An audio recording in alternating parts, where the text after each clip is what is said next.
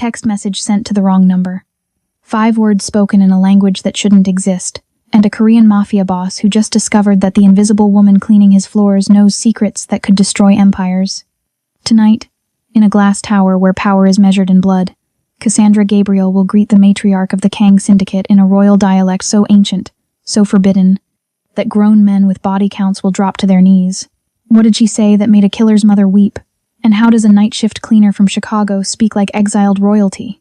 Stay with me. This is the story of a woman who became a queen by accident, and the silent viper who couldn't let her go. Welcome to Ruthless Romance Tales, and honey, you just stepped into something you can't walk away from. If you've been riding with me, you know we don't do ordinary here, we do obsession. We do danger. We do the kind of connection that rewrites your entire existence when you least expect it. And if you're new, lock in, because what you're about to witness is a single moment that will shatter 2 lives and rebuild them into something terrifying and beautiful. Hit that like button like it's the only lifeline you've got. Subscribe because you're about to get addicted, and smash that notification bell, because missing the next chapter of Cassandra and Min Jun's story would haunt you forever. Now let's watch how one invisible woman brought an entire empire to its knees with nothing but her voice. The Kang Plaza wasn't just a building. It was a statement carved in steel and glass, 60 floors of legitimate business concealing an empire built on fear. The lobby gleamed with marble imported from Italy. The elevators were lined with mirrors that reflected only what they wanted you to see, and every surface was polished to a shine that hurt the eyes. It was beautiful in the way a blade is beautiful, cold and perfect and deadly. By day, it housed tech startups and venture capital firms. By night, it belonged to Kang Min-jun, the man they called the Silent Viper, and the cleaning crew who knew better than to ask questions. Cassandra Gabriel had perfected the art of being invisible. At 3 in the morning, the Kang Plaza belonged to people like her, the cleaners, the maintenance workers, the ones who kept the billion-dollar illusion running while the powerful slept. She moved through the executive levels with practiced efficiency, her cartwheels silent on marble floors, her eyes always down, her presence forgettable by design. She'd learned early that in buildings like this, being noticed was dangerous, being remembered was worse. She shouldn't have been on the 58th floor. Her assignment covered 40 through 55, but Marcus from the day crew had called in sick, and someone needed to handle the executive suites before the morning shift arrived. So here she was, in territory she didn't know, surrounded by offices that held secrets she didn't want to understand. She cleaned quickly, mechanically, trying not to look at the expensive art or the panoramic views of Chicago sprawling below like a conquered kingdom. In the private restroom adjacent to the corner office, she found it. A small SIM card, gold-plated edges catching the light, lying beside the sink like someone had removed it in a hurry and forgotten it. She almost left it. Almost. But her supervisor had drilled it into her head. Anything left behind could be a test, a trap, evidence that she wasn't thorough. She picked it up, slipped it into her uniform pocket, and finished her shift. The stairwell was her shortcut, the ghost path that saved 10 minutes on her route. She was halfway between floors when she heard footsteps echoing above her, heavy, deliberate, familiar in the worst way. Her blood turned to ice. Dante, her ex-boyfriend, the man she'd fled from 6 months ago, the man whose restraining order apparently meant nothing when desperation made him bold. He came down the stairs like judgment itself, his face twisted with rage and something darker, fear, maybe, or the kind of desperation that made men dangerous. You think you can just disappear, Cassie? You think I can't find you? His hand shot out, grabbing her right arm with crushing force. I need your badge. I need it now, or they're going to kill me. She tried to pull away, tried to scream, but his grip tightened, his other hand slamming her arm against the metal railing with sickening force. The pain was white-hot, blinding, the sound of bone cracking against steel echoing in the concrete shaft. She felt something give way, felt her arm bend at an angle that bones weren't meant to bend, and then he was ripping the badge from her uniform, her security clearance disappearing into his pocket as he ran, leaving her crumpled on the landing, gasping, broken. The pain came in waves, each one worse than the last. She needed help, needed medical attention, needed someone, anyone, to know she was here. Her phone. Where was her phone? She found it in her pocket, pulled it up with her good hand, but there was no signal in the stairwell, just empty bars mocking her desperation. The SIM card, the one she'd found. Maybe it would give her signal. Maybe it was active. Maybe it was her only chance.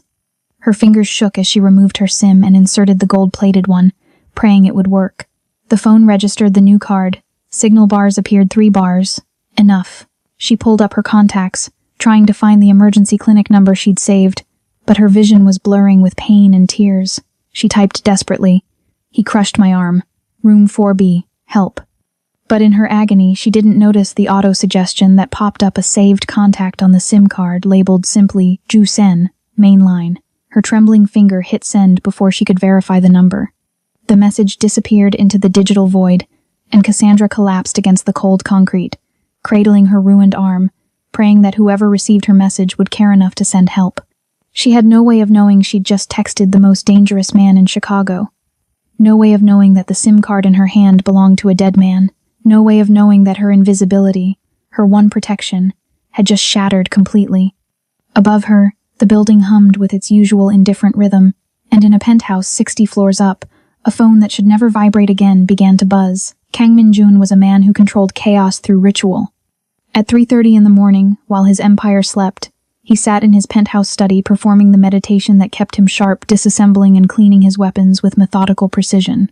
The Beretta lay in component pieces on black cloth, each part reflecting the amber light from his desk lamp. This was how he thought, how he planned, how he made sense of a world that required constant vigilance. The Ghostline terminal, a secure monitoring device connected to his network of operatives, sat silent on his desk. It tracked every phone and SIM card issued to his people, alerting him to unusual activity, breaches, compromises. It had been dark for 3 hours, which meant his organization was running smoothly, his people following protocol, his enemies still in the shadows where they belonged. Then it lit up.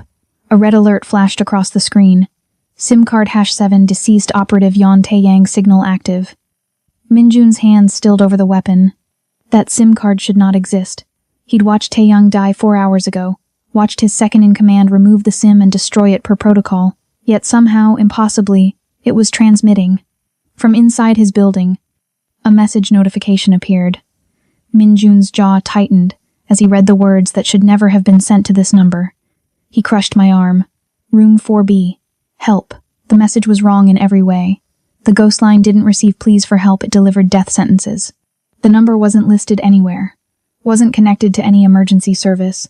Existed only as a secure contact between his inner circle. Yet, someone had it. Someone was using a dead man's SIM card to cry out into darkness. And that someone was in his tower right now. Min-jun pulled up the building's security grid, cross-referencing the SIM signal location. 4th floor, maintenance level, stairwell B. He could send his security team, could delegate this like he delegated everything. But this breach was intimate, personal in its violation.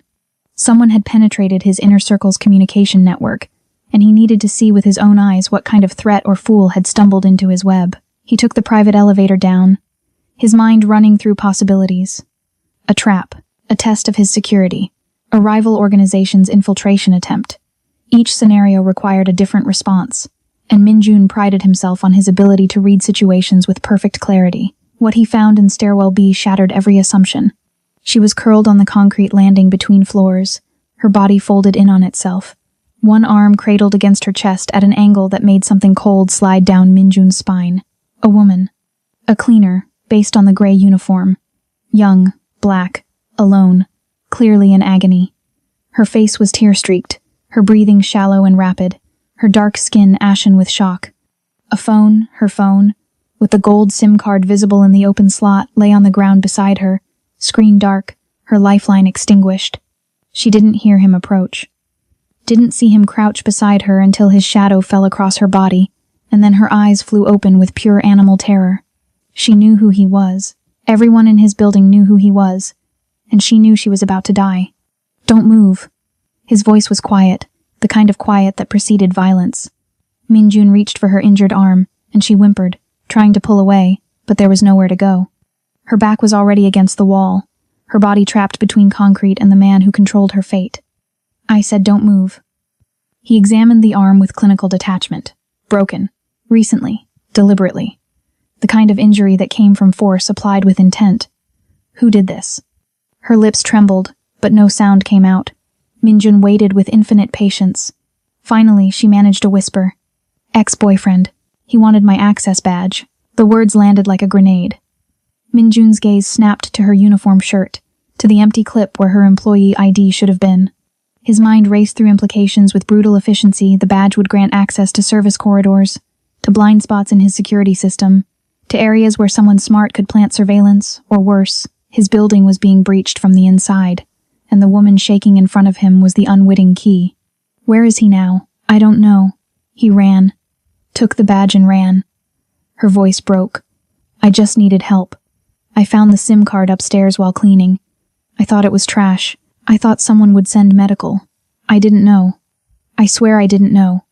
Minjun studied her face, searching for deception, for the calculated manipulation of a plant, but all he saw was genuine terror and the exhaustion of someone who'd been surviving on margins for too long. She was telling the truth, which meant she had no idea she'd just texted the most dangerous number in Chicago, had no idea the SIM card she'd found belonged to a corpse, had no idea her ex-boyfriend's desperation had just triggered a security breach that would require blood to resolve. He made a decision.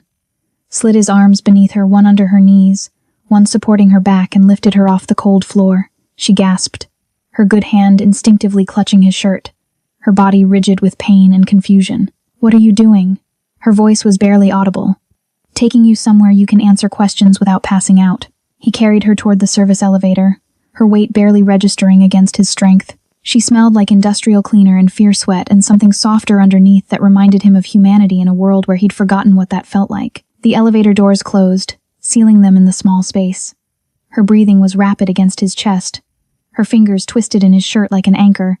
He looked down at her, this ghost of a woman who'd accidentally reached into his darkness and pulled him toward something he couldn't yet name. Your badge gives access to maintenance corridors on floors 40 through 60, Minjun said, his voice devoid of emotion. If your ex knows what he's doing, he'll use it to bypass security checkpoints. He'll plant surveillance, steal information. Maybe worse. He paused, letting the weight settle on her. You didn't just call the wrong number, Cassandra. You handed a weapon to my enemies, and then invited me to watch you bleed. She shook her head weakly. I didn't mean to. Intent doesn't matter. Consequence does. The elevator opened on the penthouse level. He carried her through the foyer, past guards who knew better than to question, into a space where her fate would be decided. You just became the most dangerous woman in this city. Because now you're my problem. And I don't leave problems unsolved. Cassandra didn't remember the doctor arriving, didn't remember the sedation, the careful manipulation of shattered bone, the hours that passed in medicated darkness while her body tried to process trauma and terror in equal measure. She woke to unfamiliar softness, her mind struggling through fog to make sense of where she was and how she'd gotten there. The room was glass and light. 3 walls of floor-to-ceiling windows revealed Chicago at dawn, the sky bleeding pink and gold across the skyline. She was in a bed that felt like sleeping on clouds, wrapped in sheets with a thread count that probably exceeded her monthly salary. Her right arm was heavy, encased in a pristine white cast from wrist to elbow. She was wearing a silk robe she didn't recognize, emerald green and impossibly soft against her skin. Through an open archway, no door, she realized with creeping unease. No barrier at all, she could see into an adjacent suite. Minjun stood with his back to her, one hand braced against a bar cart, the other bringing a glass of amber liquid to his lips. He was still wearing the same black clothing from before, but his jacket was gone, his shirt sleeves rolled to his elbows. He hadn't slept. Had he been watching her all night? Cassandra sat up slowly, and the movement caught his attention. He turned, his dark eyes finding her across the shared space with unnerving precision. He didn't speak, just watched her process her surroundings, watched her realize that there was no privacy, no escape, no barrier except 10 feet of marble floor between his domain and hers. You sedated me. Her voice came out hoarse, accusatory. The doctor sedated you. I watched. Minjun took another sip of scotch, his gaze never leaving her face. You needed surgery. He set the bone, stabilized the fracture, ensured you wouldn't lose function. You should be grateful. Where's my phone? My things? Survival instincts screamed at her to run, but her body felt sluggish, heavy. You can't just keep me here, can't I? He moved toward the archway, stepping into her space with casual confidence. You texted a dead man's number. Your ex-boyfriend has an access badge that can compromise my security. And in approximately 3 hours, my mother will arrive expecting to meet a woman who proves I haven't lost my edge. He stopped at the foot of her bed, close enough that she had to tilt her head back to meet his eyes. Tell me, Cassandra, where exactly do you think you're going?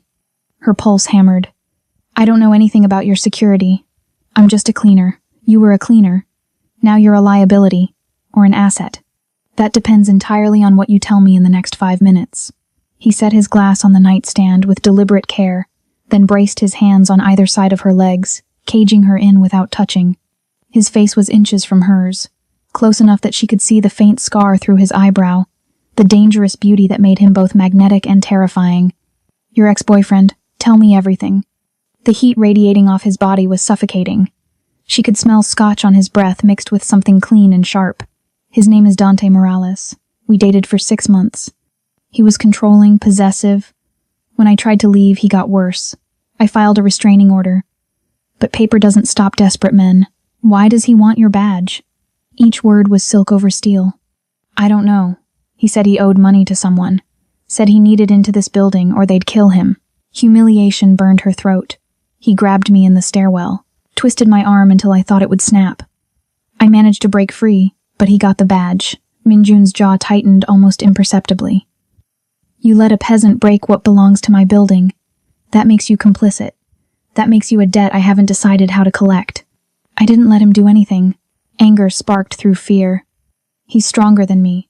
Meaner. I survived. That's all I could do. Something flickered across his face, gone before she could name it. He straightened, putting distance between them, and she felt the loss of his proximity like a physical thing. Survival is not enough in my world. You need to be strategic, ruthless. You need to understand that every choice has a consequence. And right now, your consequence is my mother. He moved to a closet, pulling out a dress the color of deep jade silk that caught the morning light like liquid emerald. Put this on. Fix your hair. Bathrooms through that door. You have 2 hours. Cassandra stared at the dress, mind reeling. Why are you doing this? Why not just turn me over to the police? Minjun paused in the archway, his silhouette framed against the window. Because you're not as invisible as you think you are. Because my mother is coming to judge whether I've grown weak, and I need her to see strength. And because when I look at you, I see someone who's been underestimated their entire life. He turned, eyes locking onto hers with intensity that stole her breath. Tonight, you're going to prove that everyone who overlooked you was a fool. You're going to stand beside me and make them believe you belong. And if you fail, Cassandra, the man who broke your arm will be the least of your problems. He left then, disappearing into his suite, leaving her alone with a silk dress and the terrifying realization that she was no longer invisible. She'd been seen, and in Minjun's world, being seen was the same as being claimed. 20 minutes later, Cassandra stood in front of a mirror that reflected a woman she didn't recognize. The jade silk clung to her curves with devastating precision, the fabric whispering against her skin like a secret. Her natural hair, which she'd always kept severely pulled back, now framed her face in soft coils that softened her features and made her look less like a ghost and more like someone who deserved to be seen. The cast on her arm was the only jarring element, a reminder that this transformation was built on pain and circumstance, not choice. The elevator chimed. Cassandra's heart lurched into her throat.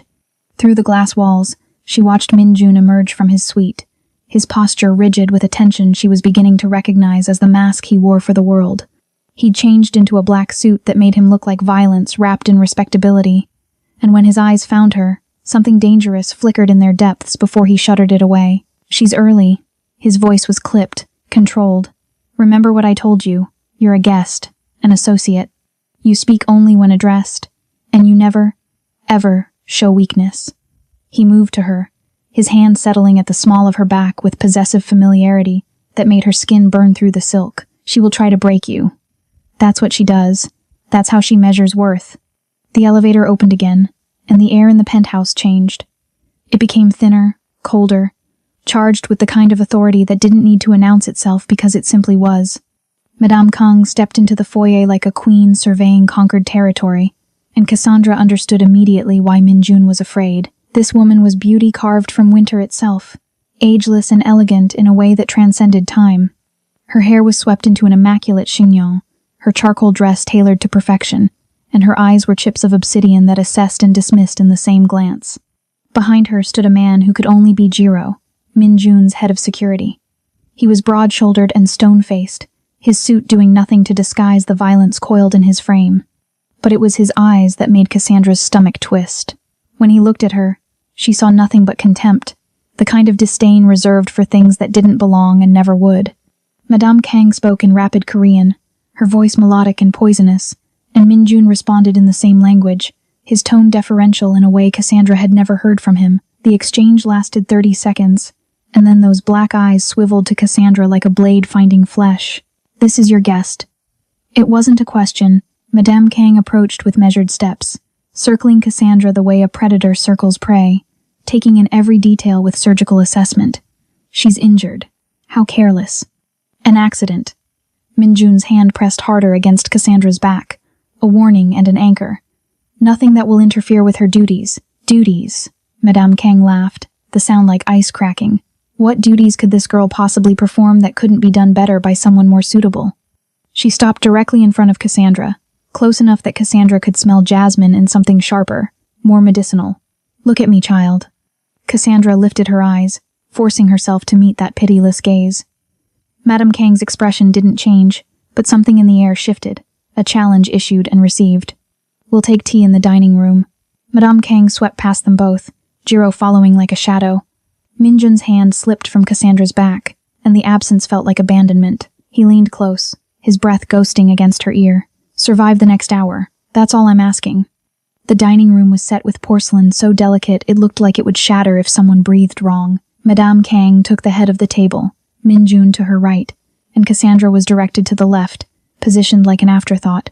Jiro stood behind his employer, his eyes never leaving Cassandra, his judgment a physical weight. Tea was poured by silent staff who appeared and vanished like smoke. Madame Kang sipped hers with practiced grace, then set the cup down with a click that sounded like a gavel. "Tell me, girl, how did you meet my son?" Cassandra's throat was dry. "I work in the building, cleaning services." "A cleaner." The word dripped with disdain. "How enterprising of Min-jun to elevate the help. Tell me, do you have any skills beyond scrubbing floors?" The cast on Cassandra's arm throbbed with phantom pain, a reminder of every time someone had underestimated her, dismissed her, treated her like she was nothing. She felt Min-jun's eyes on her, watching, waiting to see if she'd crumble, but something in her refused to give this woman the satisfaction. "I learn quickly. I adapt. I survive." Cassandra's voice was steady, each word carefully measured. Those seem like valuable skills in any environment. Madame Kang's lips curved into something that might have been a smile if it had contained any warmth. "Survival. How pedestrian." She gestured to a servant, who placed a teapot directly in front of Cassandra. "Pour for us. Let's see how well you've adapted to your new station." It was a trap. Cassandra could feel it in the way Jiro's posture shifted, in the way Min-jun went utterly still. The teapot was heavy, ornate, and her right arm was useless in its cast. Madame Kang knew this. She was testing whether Cassandra would falter, whether she'd show weakness, whether she'd prove she was exactly what the older woman believed her to be, refuse dressed in silk. Cassandra reached for the pot with her left hand, her movements careful and deliberate. The weight was substantial, the angle awkward, and she could feel the strain in her shoulder as she lifted it. Her injured arm twinged in protest, sweat beading at her temples, but she refused to let it show on her face. She poured Madame Kang's tea first, the liquid flowing smooth and steady, not a drop spilled, then Min-jun's, then her own. She set the pot down without a sound and met Madame Kang's eyes. "Is there anything else you require?" For the first time, something like interest flickered in that cold gaze. "We'll see." The tea had gone cold. Cassandra could feel it in the weight of the silence that had settled over the table like fog, oppressive and dangerous. Madame Kang had stopped testing her with small cruelties, and had moved into something far more calculated, asking questions designed to expose ignorance, to prove that Cassandra was exactly what she appeared to be, a woman out of her depth, playing dress-up in a world that would devour her whole. Min-jun had excused himself 15 minutes ago, called away by an urgent matter that Cassandra suspected was manufactured, a test within a test. Now it was just her, Madame Kang, and Jiro standing sentinel behind his employer like a promise of violence. The older woman's expression had shifted from mild interest to something sharper, more predatory, as if she'd finally decided that Cassandra wasn't worth the effort of pretense. Madame Kang leaned toward Jiro, her movements graceful and deliberate, and when she spoke, it was in a language that sounded like music from another century. The words were Korean, but not the Korean Cassandra had heard Min-jun speak. This was older, more formal, each syllable carrying the weight of court tradition and royal ceremony. The cadence was haunting, beautiful in the way ancient things are beautiful. And Cassandra's blood turned to ice as she caught the meaning. Once my son leaves the room completely, take this girl to the basement level. Finish what her lover started. Make it look like an accident during building maintenance. She's seen too much, and she's nothing but a liability dressed in borrowed silk. Jiro's hand moved almost imperceptibly toward his jacket, his face impassive, but his intent crystal clear. He understood. He would obey, and Cassandra would disappear like she'd never existed. Another ghost in a building full of them. Except Cassandra understood too. Every word, every nuance, every archaic turn of phrase that hadn't been spoken outside of historical dramas and the fading memories of exiled nobility. She'd learned this dialect 3 years ago from a woman named Lady Seo Yunhee, a resident at the nursing home where Cassandra had worked night shifts before the Kang Plaza. Lady Seo had been 93, sharp as broken glass, and desperate for someone to hear her stories before she died.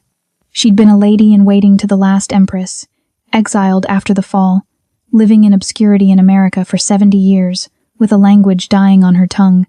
Cassandra had listened, had learned, had absorbed the royal dialect like a lifeline, because it was the only thing that made Lady Seo smile in those final months. And now, impossibly, that dead language was about to save her life. She set her teacup down with a sharp clack that shattered the silence. The sound made Madame Kang's eyes snap toward her, irritation flashing across that perfect face. But before the older woman could speak, Cassandra opened her mouth and let the ancient words flow. Honorable Mother, the Viper's house is already stained with enough low-born blood. Do you truly wish to add the blood of a woman who knows your family's oldest secrets to the foundation? The effect was instantaneous and devastating. Madame Kang's face went pale, all color draining as if Cassandra had struck her. Jiro's hand, which had been moving toward his weapon, froze, mid-motion, and then slowly, deliberately, he stepped back and bowed. Not a casual bow, a formal bow, the kind reserved for royalty or those who carried royal authority in their voice. He bowed not to Madame Kang, not to Min Jun's memory, but to the language itself, to the power it represented. Madame Kang's lips parted, but no sound came out. She looked like she was seeing a ghost, and perhaps in a way she was. The royal dialect had died with the old kingdom, preserved only in the memories of those who'd served the court before its fall. To hear it spoken by a young black woman in a Chicago penthouse was impossible, unthinkable. And yet here it was, flowing from Cassandra's lips with the proper inflection, the correct honorifics, the rhythm of someone who'd been taught by a master. Who taught you?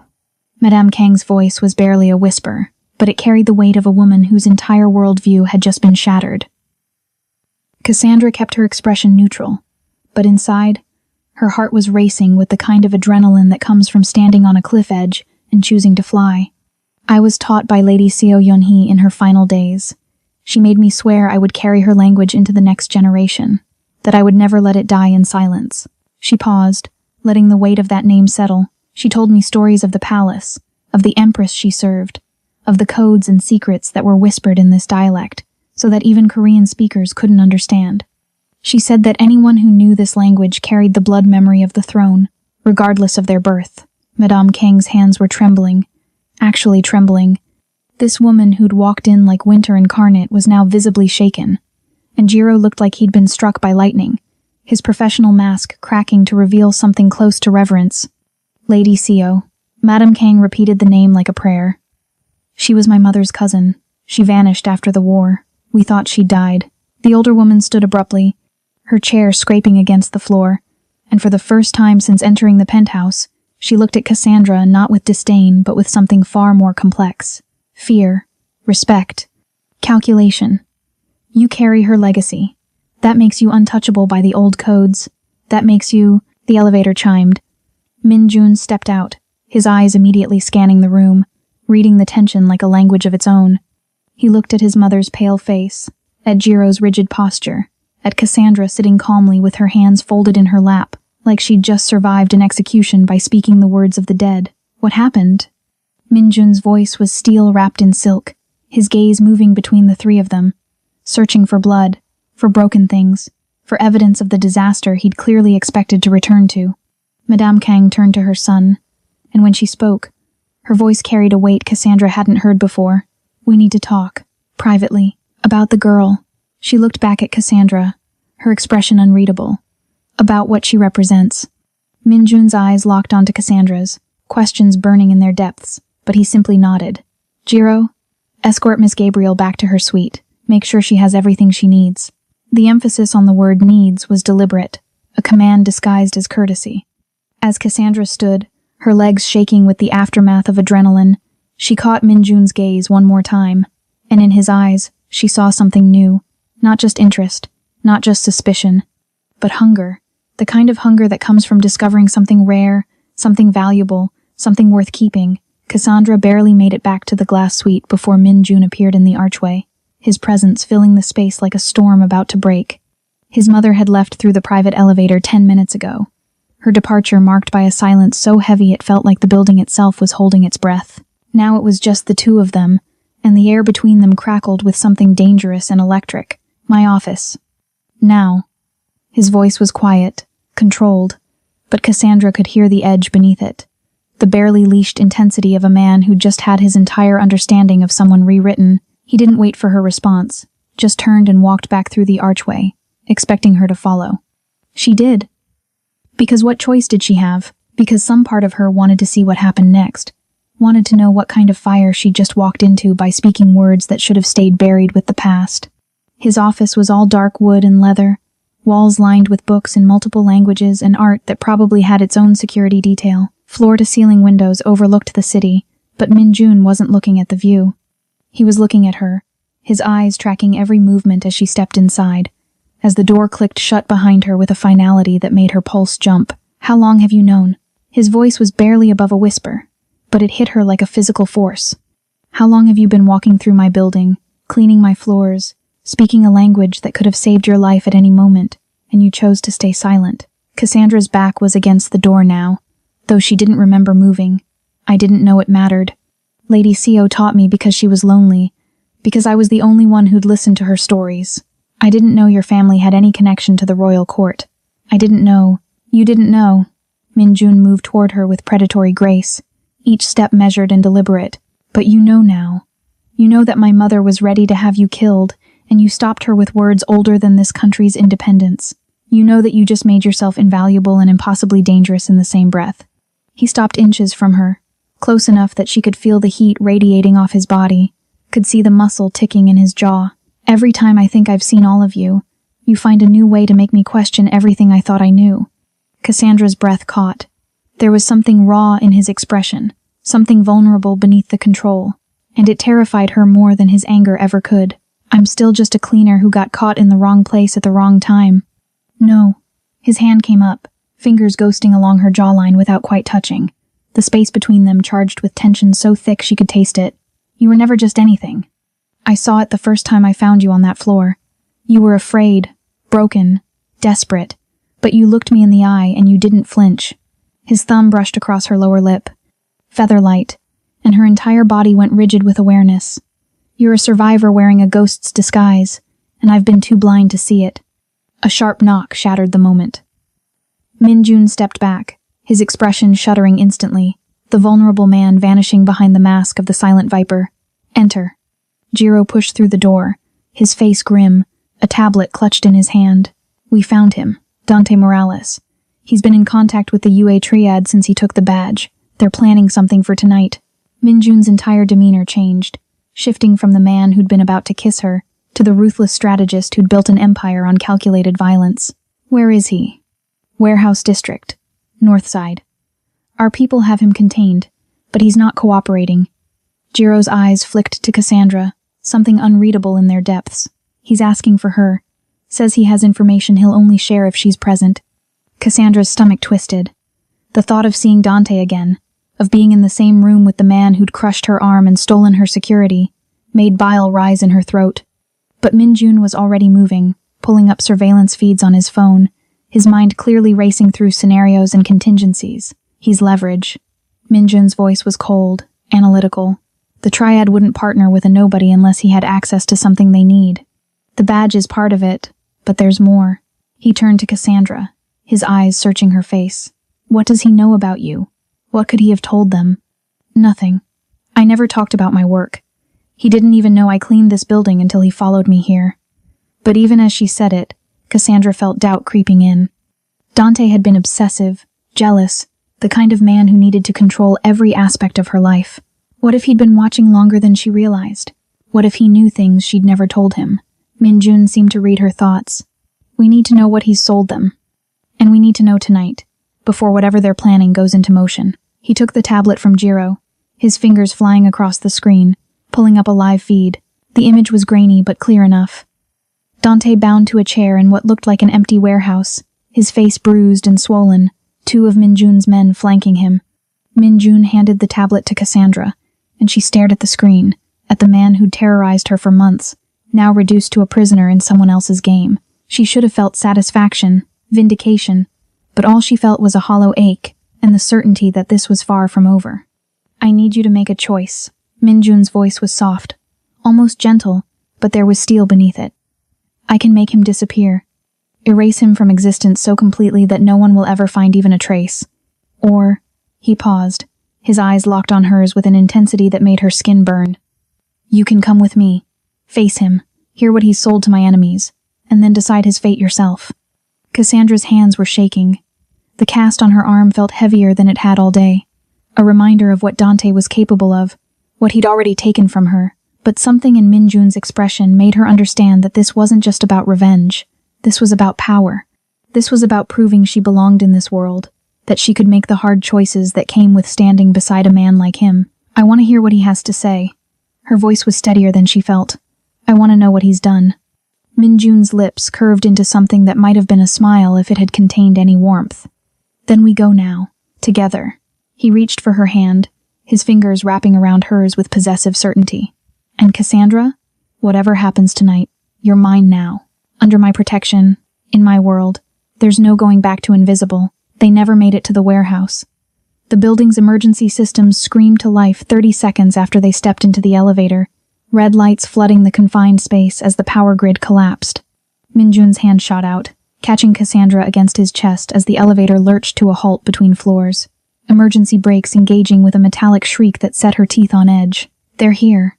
His voice was calm, deadly calm, the kind of calm that came before hurricanes. He was already moving, prying open the emergency panel, accessing the manual override. The triad didn't wait. They used your badge to bypass the main security checkpoints. Cassandra's mind raced, piecing together the implications with horrifying clarity. Dante. He was bait. They wanted us away from the building, and we walked right into it. Minjun forced the doors open, revealing the maintenance shaft and the emergency ladder that ran the length of the tower. His eyes met hers in the crimson glow, and for just a moment, she saw fear there. Not for himself, for something else. My mother. She's still in the penthouse. The words hung between them like a death sentence. Madame Kang, the woman who'd tried to have Cassandra killed hours ago, was now trapped somewhere above them with assassins using Cassandra's stolen credentials to hunt her down. The irony was bitter and sharp, and Cassandra could see Minjun calculating odds, running through scenarios, trying to figure out how to be in two places at once. You go to her. Cassandra's voice cut through his thoughts.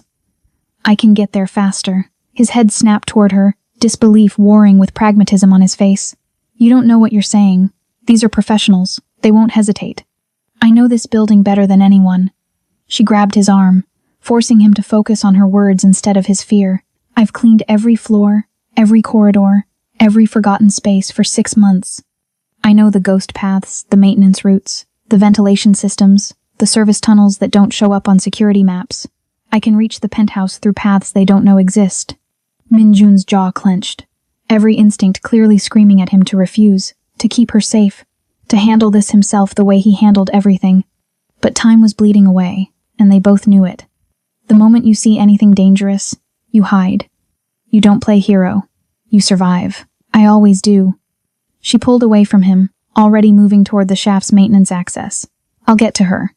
You make sure there's something left of this building to come back to. He caught her hand, spinning her back toward him with enough force that she crashed against his chest, his fingers tangled in her hair, tilting her face up, and for one suspended heartbeat, she thought he might kiss her.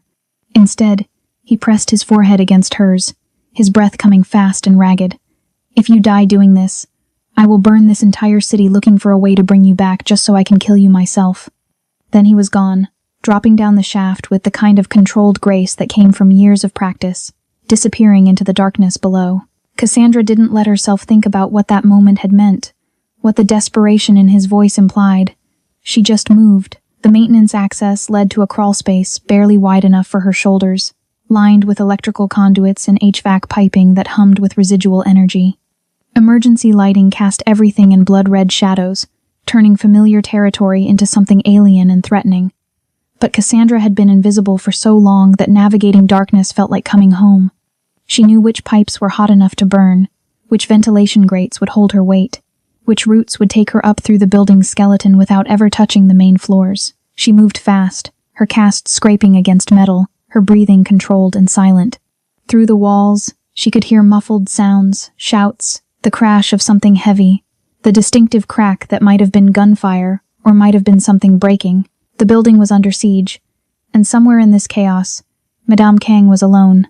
The penthouse access was hidden behind a false panel in the executive washroom, a route designed for maintenance workers who needed to service the climate control without disturbing VIP residents. Cassandra emerged into darkness cut only by the city lights filtering through the windows.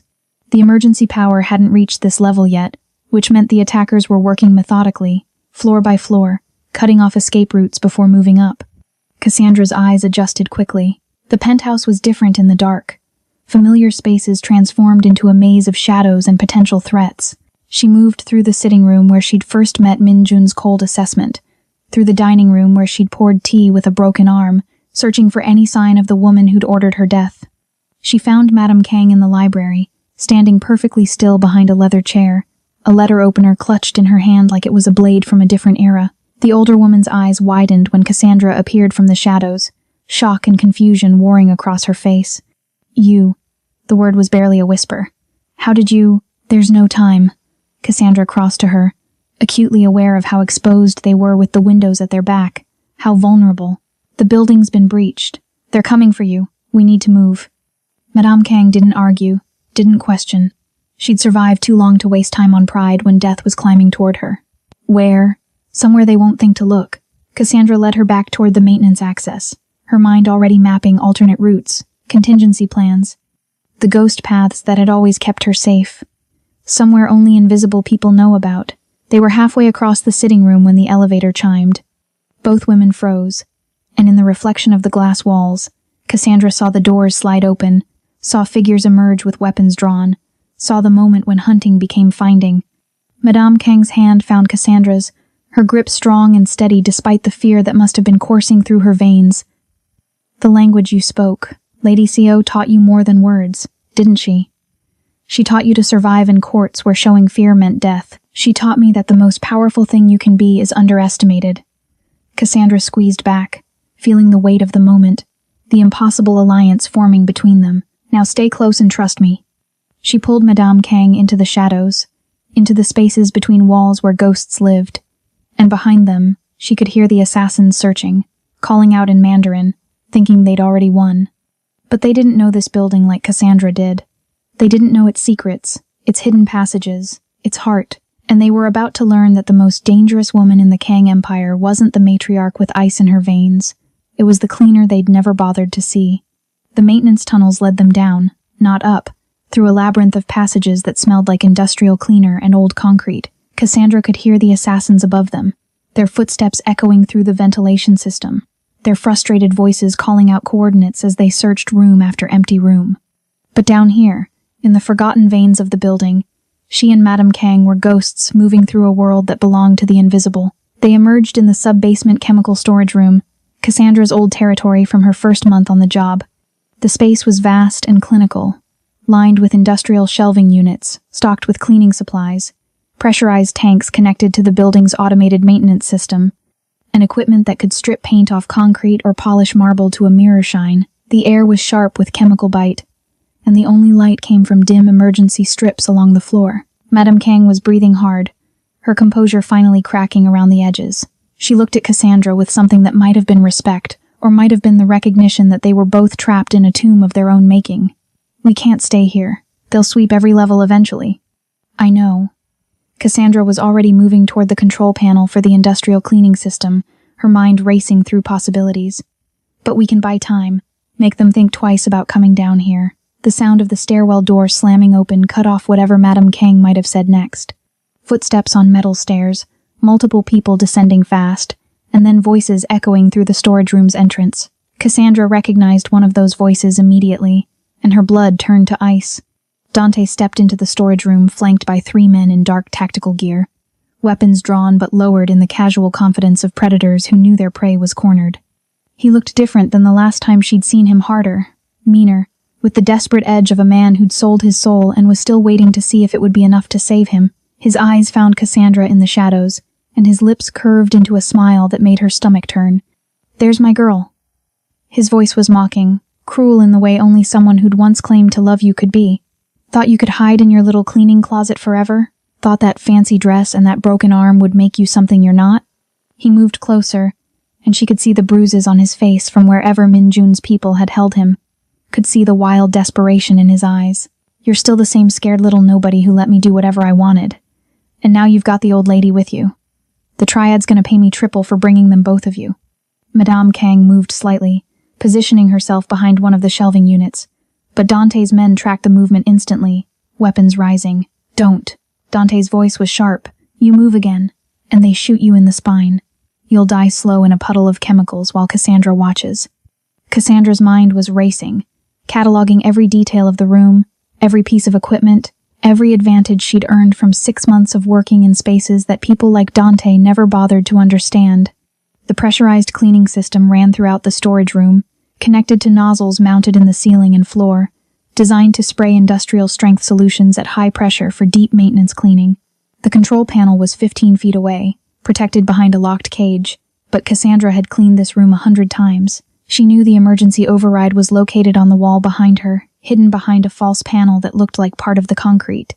"You broke my arm." Her voice was steady, each word carefully measured. "Crushed it against a railing because you were too weak to face your own failures. Then you sold me out to people who wanted to use me to destroy the one place that gave me safety." Dante laughed, the sound echoing off metal and concrete. "Safety? You think cleaning floors for the mob is safety? You're delusional, Cassie. You always were, living in your little fantasy world where hard work and keeping your head down would somehow save you." He was close now, close enough that she could smell the sweat and fear on him, could see the tremor in his hands that came from drugs or terror or both. "But that's over now. You're gonna tell these nice men everything you know about the building's security, about Minjun's operations, about all those pretty secrets you must have heard while you were invisible, and then maybe, if you're real cooperative, they'll make it quick." "I don't think so." Cassandra's hand shot out, slamming against the false panel with her good arm, fingers finding the emergency override switch that maintenance workers used when the automated system failed. The response was immediate and catastrophic.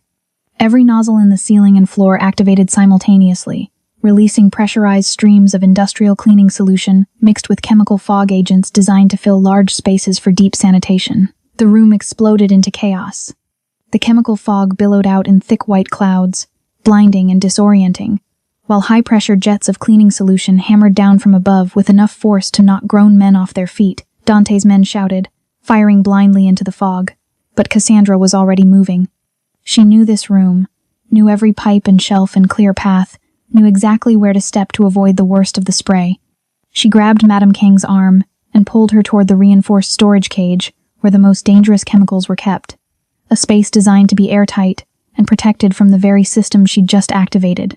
Behind them, she could hear Dante screaming her name, could hear his men choking on chemical fog, could hear the distinctive crack of weapons firing and the metallic ping of bullets hitting concrete and pipes. The fog was so thick now that visibility was measured in inches, and the pressure system showed no signs of shutting down. Cassandra had triggered a full-cycle emergency cleaning protocol that would run for 10 minutes unless manually overridden, and the override panel was on the other side of the room, unreachable through the maelstrom. They made it to the cage, Cassandra's fingers working the combination lock by memory, and collapsed inside just as a figure emerged from the fog, Dante soaking wet and furious, his weapon raised but shaking in his hands. His men were down, incapacitated by the chemical assault or the confusion or both, but he was still standing, still desperate, still dangerous. "You think you're smart?" He was screaming now, his voice raw. "You think this changes anything?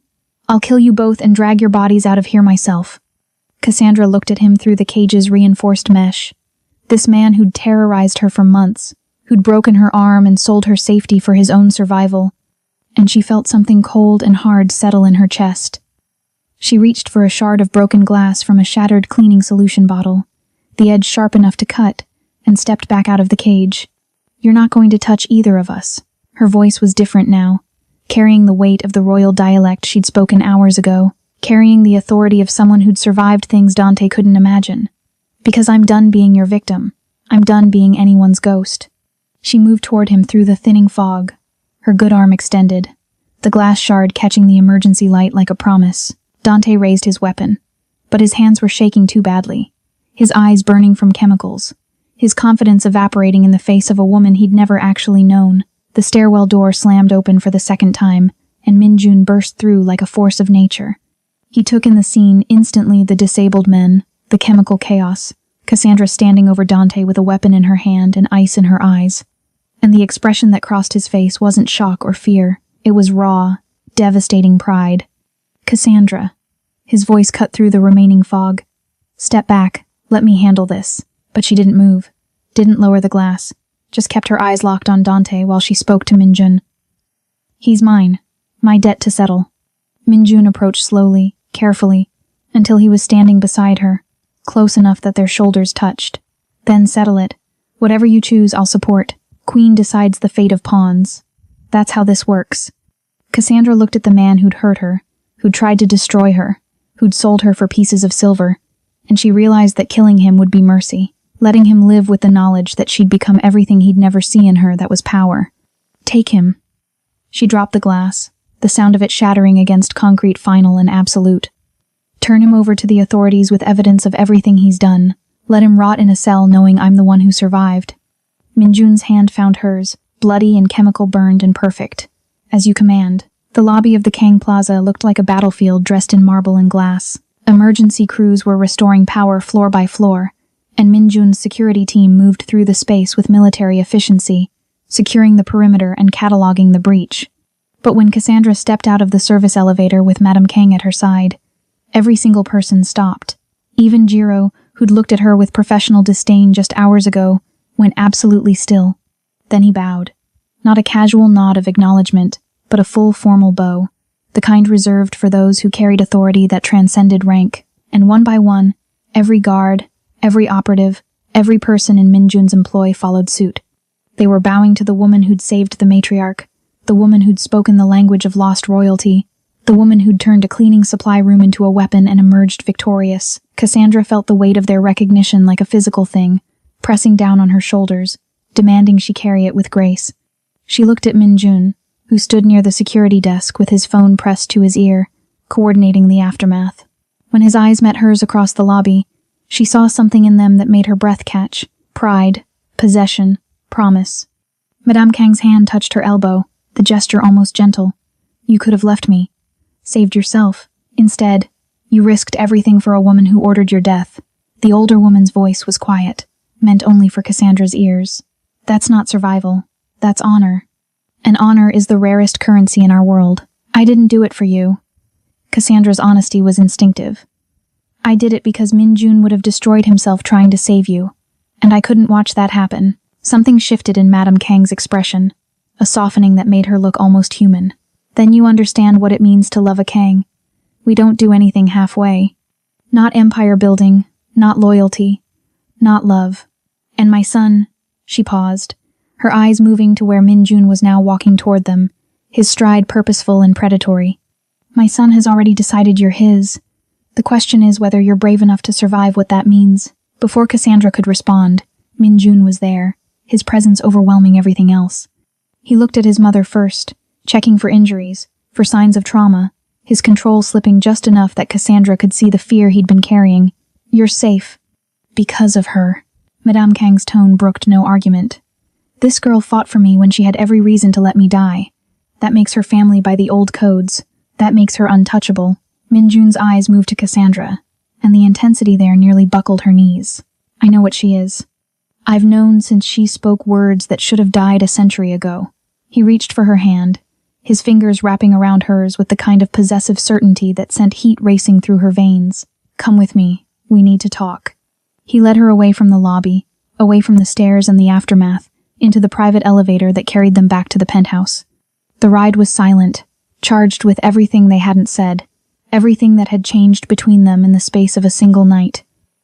When the doors opened, Minjun didn't release her hand, just pulled her through the sitting room, past the dining room where she'd poured tea and survived judgment, onto the balcony where the city spread below them like a conquered kingdom. The sun was rising, painting the sky in shades of amber and rose, and in that golden light, Cassandra could see the exhaustion etched into Minjun's features, the toll of a night spent fighting for his empire, for his mother, for her. He turned to face her, still holding her hand, and with his free hand, he traced the edge of the cast on her arm with devastating gentleness. This is where it started. His voice was rough, scraped raw with emotion. You, broken and desperate, texting a dead man's phone because you had nowhere else to turn. Me, finding you in the dark and realizing I'd just stumbled onto something I couldn't control. His fingers moved from the cast to her wrist, feeling her pulse jump beneath his touch. I told you that you'd become the most dangerous woman in this city. I didn't know how right I was. Cassandra's throat was tight. I'm still just... Don't. The word was sharp, almost desperate. Don't diminish what you are. You saved my mother.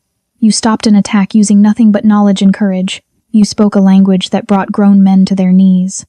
You stood over your abuser with a weapon in your hand and chose mercy over revenge. His other hand came up to cup her face, forcing her to meet his eyes. You're not just anything. You're extraordinary. And I will spend the rest of my life making sure nothing and no one ever breaks you again. The words hit her like a vow, like a brand, like the kind of promise that changed the architecture of your soul. Cassandra felt tears burning behind her eyes, felt the careful walls she'd built around herself crumbling in the face of his intensity. You don't know me. Not really. You don't know where I come from or what I've survived or... Then tell me. He pulled her closer, close enough that she could feel the heat radiating off his body, could see the flecks of bronze in his dark eyes, could taste the possibility of what came next. Tell me everything. Every scar, every secret, every piece of yourself you've kept hidden. I want all of it. She opened her mouth to respond, but the words died when she saw his expression shift, his attention caught by something over her shoulder. Cassandra turned to follow his gaze and saw his phone vibrating on the balcony table, the screen lighting up with an incoming message. But it wasn't his regular phone. It was the ghost line device, the one that had started everything when she'd accidentally texted it from the storage room. Minjun picked it up, his jaw tightening as he read the message. Then he went absolutely still, the kind of stillness that preceded earthquakes. He looked at Cassandra, and there was something in his expression that made her blood run cold. Fear, shock, and beneath it all, a dawning realization that changed everything. What is it? Her voice came out barely above a whisper. He turned the phone toward her, and she read the words that would shatter her carefully invisible life into pieces she'd never be able to reassemble. The princess is found. Initiate phase 2. Cassandra's world tilted. I don't understand. What princess? What phase? Minjun's hand found hers again, gripping tight enough to hurt. Lady Seo Yeon-hee, the woman who taught you the royal dialect. She wasn't just a lady-in-waiting to the last empress. His voice was strained, each word clearly costing him something. She was the empress's personal guardian. And the child she smuggled out of Korea during the fall, the princess who disappeared and was presumed dead. He paused, his eyes searching her face like he was seeing her for the first time. Her name was recorded in the old documents as Seo Mi-jin. But names can be changed. Identities can be buried. And if Lady Seo taught you that dialect, if she chose you out of everyone in that nursing home to carry that knowledge forward, no. Cassandra was shaking her head, backing away from the implications, from the impossibility of what he was suggesting. That's insane. I'm nobody. I'm a cleaner from Chicago. My parents died when I was young. I grew up in foster care. I have no connection to any of this. Your parents died, or that's what you were told. Minjun moved toward her, relentless in his logic. But what if they didn't die? What if they disappeared? What if someone very powerful wanted to make sure the last living heir to the Korean throne never knew what she was? The phone buzzed again. Another message. We've been watching. We've been waiting. Now she knows enough to be dangerous. Bring her in or eliminate her. Those are your only options, Silent Viper. Minjun looked at the message, then at Cassandra, and she saw him make a choice in real time. He deleted the message, powered down the phone, and threw it off the balcony. They watched it arc through the morning light and disappear into the city below. Whatever they want, whoever they are, they'll have to go through me first. His voice was steel wrapped in fury. "You're mine now, Cassandra. Princess or cleaner, ghost or queen. I don't care.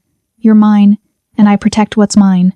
He pulled her into his arms, and she went, her mind reeling, her world spinning, everything she thought she knew dissolving into questions she didn't have answers for. But in his embrace, with the city waking below them and danger circling closer, she felt something she hadn't felt in years. Safe, seen, claimed. And somewhere in the depths of the Kang Plaza, in shadows that had watched her for months, forces were already moving, preparing for Phase 2 of a game Cassandra hadn't known she was playing. The princess had been found, and the real war was just beginning.